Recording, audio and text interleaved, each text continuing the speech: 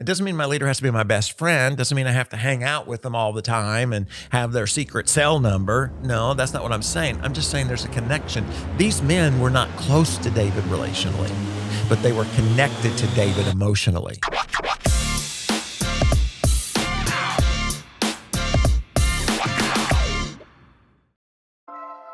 Hey guys, welcome to the Troy Gramling podcast. I am so glad that you decided to tune in today, whether it's audio version or we're now on not only YouTube, but video version on Rumble as well. And if you haven't already, do me a favor. I'd love for you to do two things. One is subscribe. Two is leave a comment. And hey, how about three things?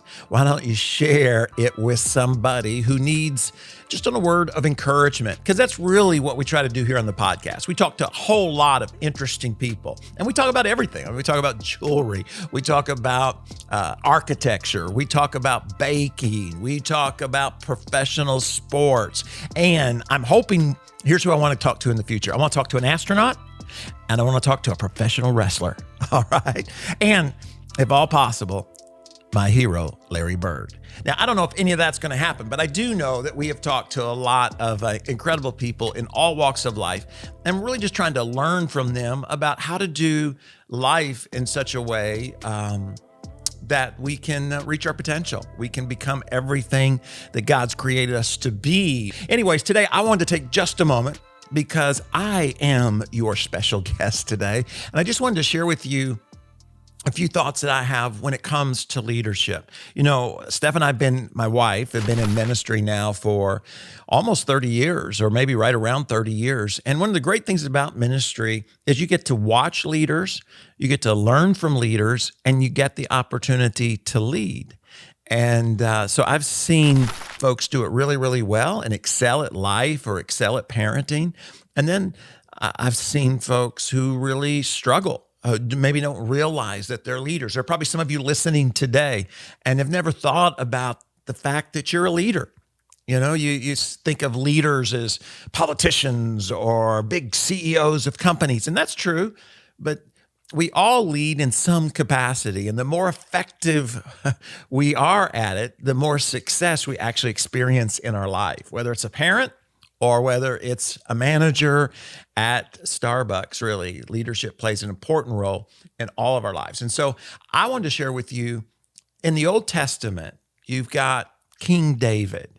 And there are these dudes that do life with David, and they are called David's mighty men. In other words, they were extraordinary leaders. And as a result, they allowed David to do extraordinary things. And together they had extraordinary success. So there are five characteristics of these mighty men, or we could say today, just mighty human beings that make us above average when it comes to leading.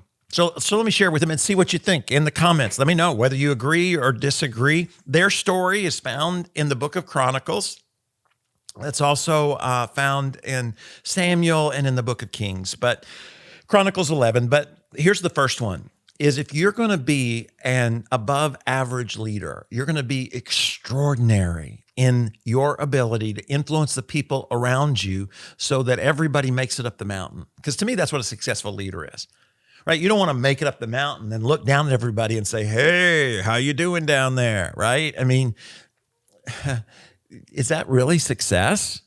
If you succeed, but your children don't, if you succeed, but your employees don't, if you succeed, but your congregation doesn't, really, I mean, is that real success? No, man, it's all of us getting there together. So here's the first one, is it takes a commitment to a vision and a connection with a leader.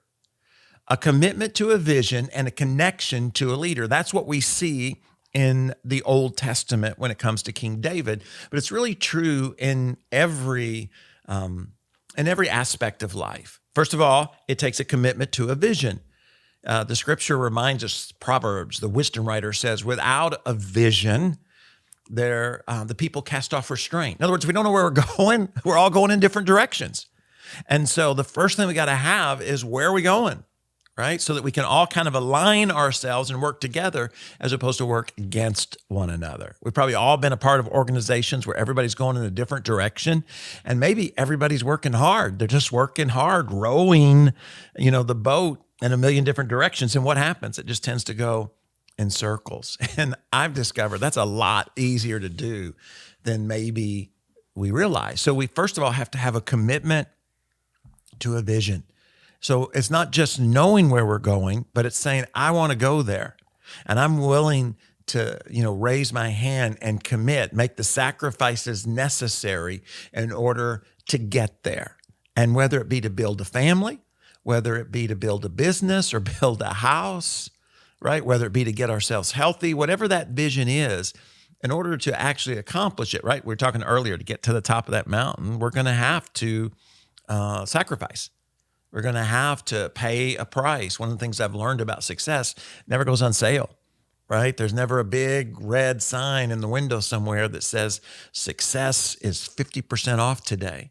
It always takes everything that we have. And in order to do that, we have to commit to where we're going. But the second thing I said there is not just a commitment to a vision, but it's a connection to a leader, because that vision is going to come from somewhere, right? Hey, here's where we're going. And so I'm going to commit to that vision, but I need a connection to the leader. In the Old Testament story, these mighty men, hear David say, he wished that he had some water from a fountain. And in order to get that water, they had to make it through the enemy to get it and bring it back. And yet that's exactly what they did. Why? Because they had such great respect for their leader. They had a true affection for their leader. When you don't like the person who's leading you, it makes keeping a commitment much more difficult. If you resent or you don't trust, it doesn't mean that we can't. Sometimes we find ourselves in a position where we're, following somebody, or somebody as our manager or our boss that maybe we really don't like. But can I give you a little bit of advice? Again, just going on what I've experienced in all these years of getting, really unique perspective of a pastor is, you probably want to start looking for a new place. If you're not, even if you like the vision, but you don't connect to the visionary, you don't connect to the leader, you're going to struggle, because in order to get there, that leader's going to have to call you to sacrifice. That leader's going to have to ask you to do things that you've never done before. And if you don't like them or you don't connect with them, it's going to be really hard to do that, because we have to do it, pay the price as a group, not just so that I can get ahead, but so that we can all succeed. So I really want to encourage you, to think about that. What's the vision, right? Where are we going? Where am I going? What's my vision? And then, am I connecting with the leader? And if you are the leader, ask yourself the question, are the folks that I'm leading connecting to me relationally? It's really difficult to be an effective leader if you're not good at relationships. I mean, relationships are incredibly important in all areas of life. You've heard me say, if you've ever hung out very long with us here, is one's just too small a number for greatness. And you can't have more than one if you're not good with relationships. And there's tons of podcasts and tons of books and a million different resources that can help us become more effective. But we can't just say, well, that's just the way I am, and you can take it or leave it, because most people are going to leave it. And as a result, we're never going to get to that dream, to that place in which we're trying to get to. So I have to ask myself the question, what's the vision? Am I committed to it? If I'm the leader, am I sharing a clear and convincing vision? And then secondly, am I connecting to my leader? And if I'm not, then I want to begin to, in my case as a Christ follower, I begin to pray, God, is this where I'm supposed to be? It doesn't mean my leader has to be my best friend. Doesn't mean I have to hang out with them all the time and have their secret cell number. No, that's not what I'm saying. I'm just saying there's a connection. These men were not close to David relationally, but they were connected to David emotionally. Oh, that's good. You might want to write that down and send it to somebody. You probably see that on my X account, right? So, anyways, that's the first one. I'd say that again, but I'm 57, or I'm about to turn 57, and I can't remember what it was I said. I just remember it was really good. Number two, not only a vision and a leader that I can connect with, but a commitment that will move me to make sacrifices or to take a risk, is the way I wrote it down. A commitment to this vision that leads to the willingness to take a risk. Every vision, every mountain worth climbing means there's going to be that moment when you have to take a risk, right? You're on the side of the hill, you got to step up. You got to reach a little higher. You got to let go of this rope and you got to grab this rope. And sometimes the risk is big and sometimes the risk is smaller, but am I committed enough to take the risk? Does the desire for myself to succeed, is it greater than my fear of failure, right? Is my desire for success greater than my fear for failure? In the story, one of these mighty men of David talks about, and I read a book one time that a gentleman wrote about in a pit with a lion on a snowy day. And it talks about how one of his dudes took out a lion in a pit on a snowy day. And what's interesting, when you look at your history, it's not that he took out a lion in a pit, because that's the way they hunted lions back in the day. Right? Even in the Middle East, they had lions back in the day, and they would dig these pits, and then they would, push the lions, into falling into these pits. And then they would actually get into the pit and take out the lion. But this was on a snowy day. And one of the things that snow does is it impacts your footing, right? Your ability to stand up, your ability to do what you need to do. And this mighty man, the Bible points out that he got in the pit on a snowy day and he took out a lion. In other words, he took a risk. He was willing to do something that not everybody was willing to do in order to get somewhere. Not everybody is willing to go. Everybody wants to succeed, but the sacrifice and the risks that are necessary are we're not always willing to take. I mean, I think about myself. I'm Steph myself. We've been here for 24 years. We didn't come here to be pastors of a church at the time that was running 2,000 people. I mean, we left a church that was running 400 people. And that's not why we came. But coming was a risk. I didn't know what was going to happen. We didn't know anybody here. We were leaving our home. That was kind of our dream home there in Arkansas. We were leaving for a lot less money. We were making a lot less money in a place that cost a lot more money. In other words, everywhere we turned, there were more risks. Steph was going to have to go to work. The kids were then going to have to go to daycare, right? Everywhere we turned, there were risks. But without those risks, I wouldn't have the opportunity that I've had. God's given Steph and myself incredible opportunity to meet amazing people here at Potential Church. As a result of the different relationships, we've had the opportunity to travel to places that I could have only dreamed of. And they all happened, right? There's preparation and all the things that we can talk about. But I could have been the most prepared person in the world, but if I'd been unwilling to take the risk, I would have never discovered the opportunity. As a Christ follower, one of the great benefits as a Christ follower is that depending on how you look at it, you have to ask, is it a risk, right? If you're being nudged to do something, is it really a risk? But there has to be that commitment. We see it in the story, and we see it in every situation where someone succeeds. They're going to tell you about a risk that they took, a move that they made, an investment that they made, they went back to school, right? Whatever it is. And they didn't know exactly how it was going to turn out, but they believed so much in where they were going and in their ability to get there that they were willing to take that risk. Here's the third one that I saw that I think is important, again, for all of us, is the discipline to enlarge our capacity.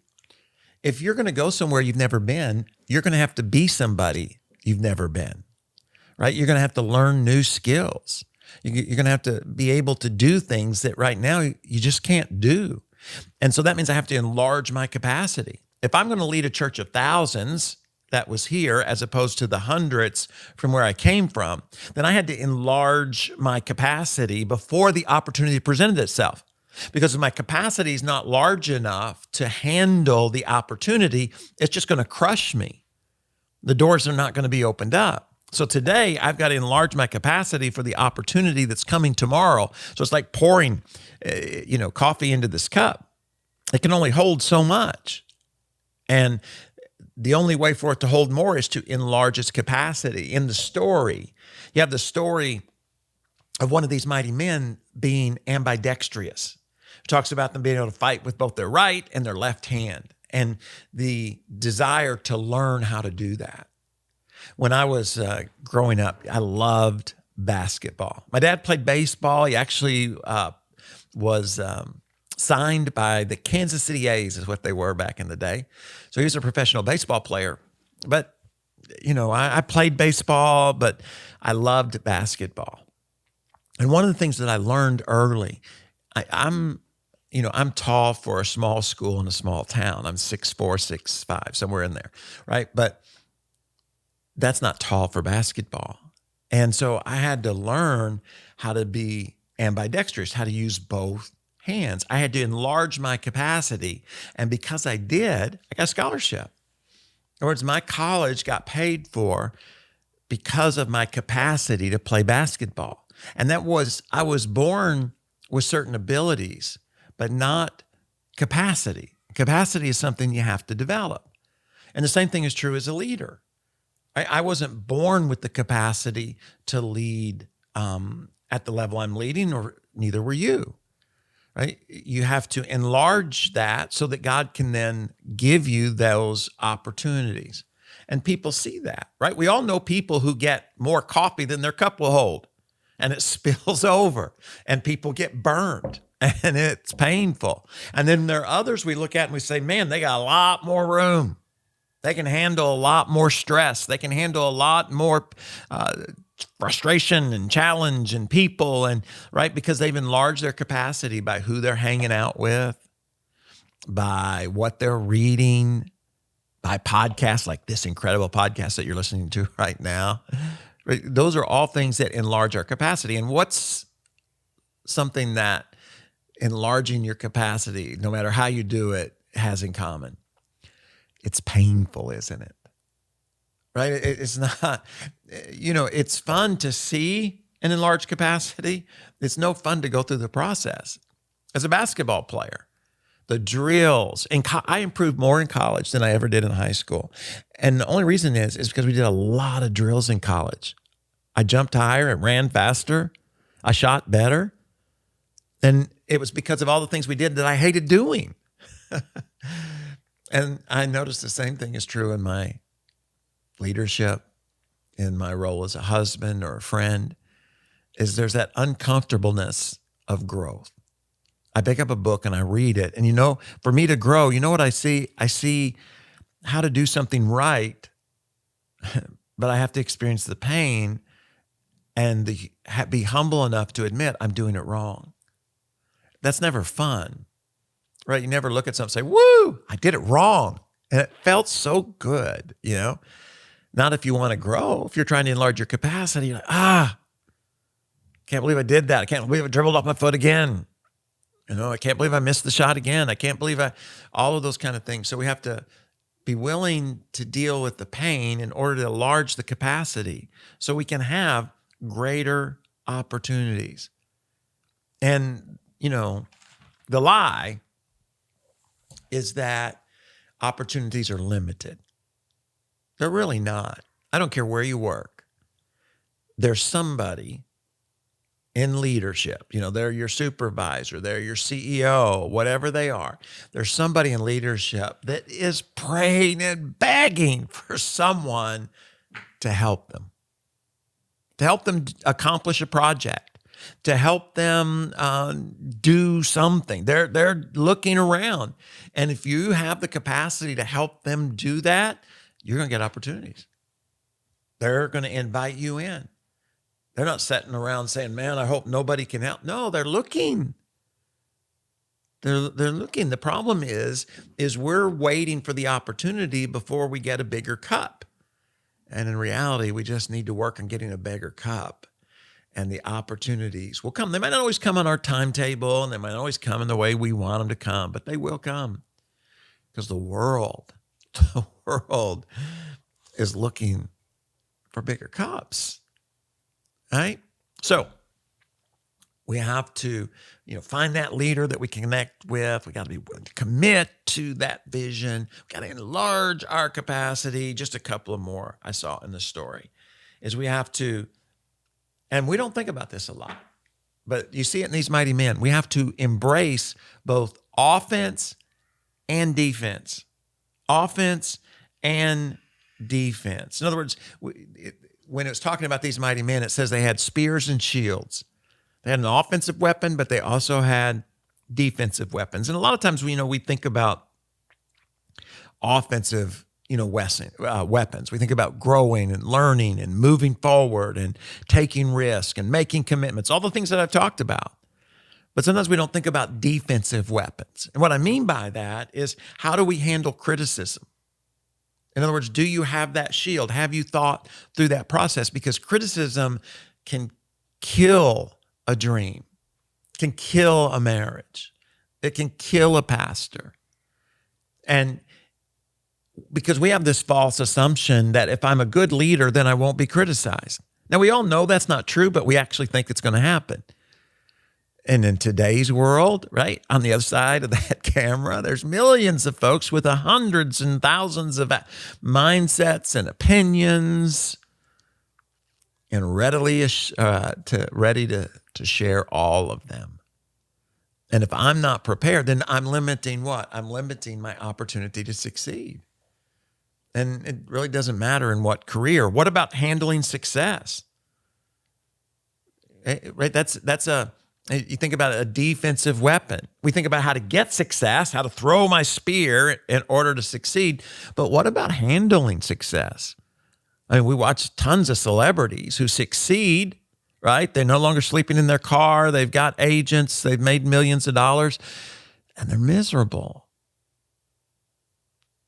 Now, how does that happen? Why does that happen? And maybe it's because we don't have a shield. We're not ready for the attack of success and what success can do. We haven't thought through it. We haven't talked to people. We haven't learned.